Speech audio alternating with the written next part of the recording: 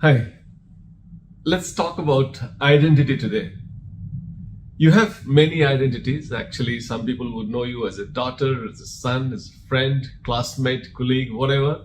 You have so many identities which are given to you, and people are very clear about your identity. I know her as my friend, I know her as my daughter. So they have got a very clear view about you and your identity. But somehow you know yourself a little too much.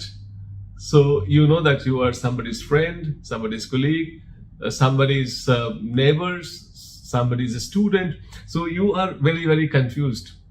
And in that backdrop, I'm going to talk about the concept of reigning identity. Because if you have all these identities simultaneously existing for you and you're trying to enjoy all this identity and you are in a mission mode, of course, you do not get your energy diverted to the identity that is prime and that you want it to be really, really powerful. So, I like you to today, when you are in mission mode, let's say you're giving examination, let's say you are into some kind of project, let that be your reigning identity.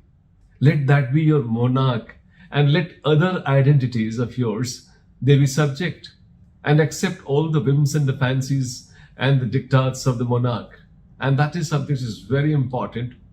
I'm not saying that you stop being daughter, stop being neighbor, stop being friend, stop being something. But then when you are giving an examination, let the examinee be your reigning identity. And let the other identities just eclipsed. They're existing, but then eclipsed at the moment because you have given more importance to your prime identity or reigning identity. I think you have to fight for protecting your reigning identity. It is not your identity, I would call it like it's your dignity that you have given to yourself. And you cannot have, that's my experience tells me, many competing identities. You can't have so many identities simultaneously fighting each other, and then you are which person and what you are. In fact, you have to, if at all you don't like your reigning identity, you change it. But you can't have too many monarchs at the same time, too many reigning identities at the same time. If you are having that, sit down, relax, think about it, and then you identify what is my reigning identity at this point in time.